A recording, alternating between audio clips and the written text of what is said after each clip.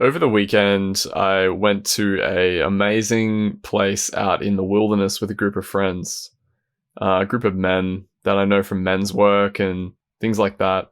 Two of them were counselors and a couple of them are just on the psycho-spiritual path doing the work. So the container was, just a bunch of dudes taking the piss, but also like there was a underlying sense of authenticity there and, a willingness to go into and talk about vulnerably about shadow and things that are afflicting us in our lives, or parts of, not really afflicting, but parts of us that we are aware of within our experience. And it became a common theme amidst, having shots of tequila and having I think we had some cigars. It was pretty cool. But it became a common theme that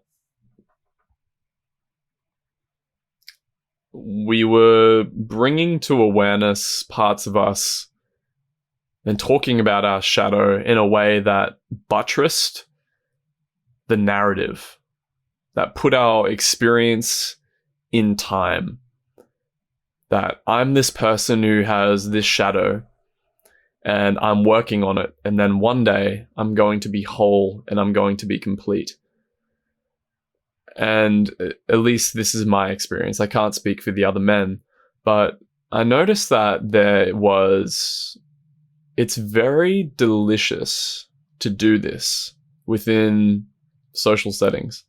And especially identity will try really hard to solidify itself because in social settings, it's validated to do so. It's validated to talk about how you're working on yourself. It's validated to talk about past, and it's validated to talk about future, and it's validated to have a sense of identity, which there really isn't anything wrong with that. I think we need to interface with the world in some way, but it's, I think, a caution, and this is a reminder to myself as it is as much as to you guys, but there's a caution there, I think, in solidifying your identity and trying to look for validation and for others to approve of and put you in a box of this is who you are. There were times where this happened for me over the weekend where I was constantly having to reinvite myself just to come into contact again with, maybe the tightness in my gut or the tightness in my throat or the feeling of my butt against the seat. Just the immediacy of the experience, the pure immediacy of the experience without having to justify itself, without having to, feel like I'm saying something. I have to be part of the conversation constantly. And just to assert the fact that, hey, I'm here, I have to say something. Otherwise people will think I'm weird or something like that. Or contribute and talk about my narrative. I've heard Angelo Dilullo and just Angelo Dilullo say that, in not until late stages of realization does the need for seeking validation truly drop away. So there's a humbleness there and I thought it would be helpful to make this video just to point out that it's very easy to seek validation and to justify our right to suffer in our identities, especially in spiritual spheres. But this movement, I think, is really quite radical in that we have to be alert and aware of when our mind is doing this.